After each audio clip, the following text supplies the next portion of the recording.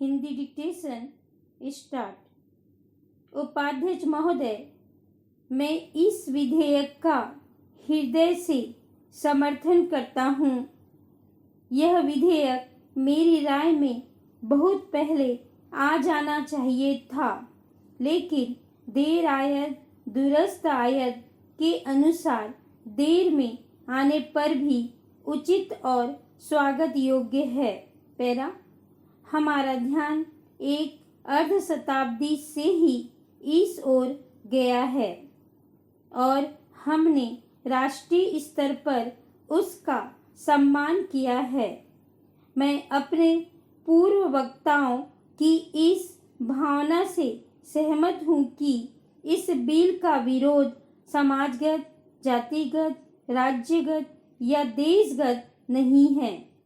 राजनीतिक दृष्टि से इस मामले पर एक वितंडावाद खड़ा किया जा रहा है।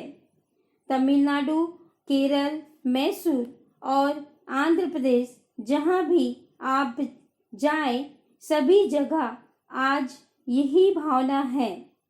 साहित्य के माध्यम से, समाचार पत्रों के माध्यम से, चलचित्रों के माध्यम से वहां के लोगों एवं नेताओं के विचार प्रकट होते रहते हैं।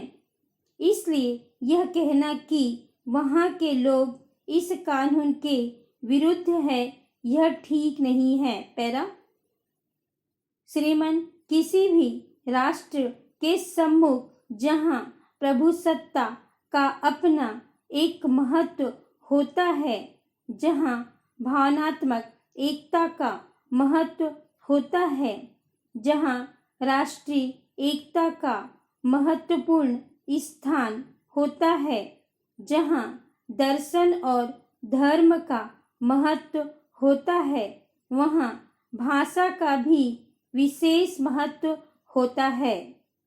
यहाँ पर जो विदेशों के राज्य अध्यक्ष अथवा राष्ट्र अध्यक्ष आते रहते हैं, वे भी यह जानने का प्रयत्न करते हैं कि आखिर इस राष्ट्र की अपनी भाषा क्या है।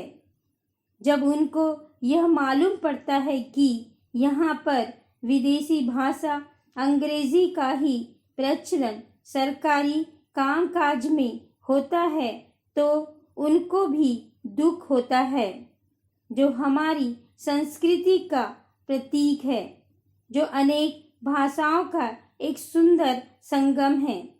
उस भाषा को पीछे छोड़कर हमने विदेशी भाषा को जो प्रधानता दी है, उसको शीघ्र समाप्त किया जाना चाहिए। पैरा, श्रीमान, आप हमारे देश के सांस्कृतिक जीवन की ओर दृष्टिपात करेंगे तो आप पाएंगे कि इस देश में देवी की पूजा अंग्रेजी में नहीं बांची जाती है। विवाह संस्कार के समय संस्कृत के ही श्लोकों का उच्चारण किया जाता है, अंग्रेजी में नहीं। जब हमारे किसान हल जोतते और बीज बोते हैं तो अंग्रेजी के गीत नहीं गाते। जब माँ अपने बच्चे को गोद में लेकर लोरी गाती है तो वह अंग्रेजी में नहीं गाती।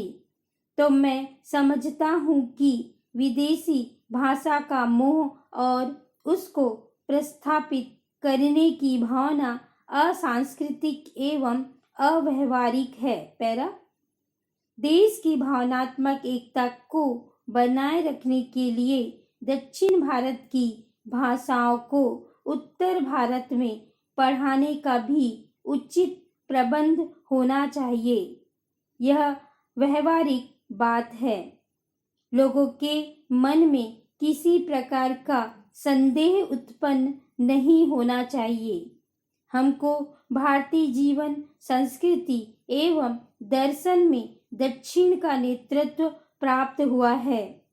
सागर स्वयं दक्षिण के चरण पखारता है, किंतु भारत का ललाट उत्तर है।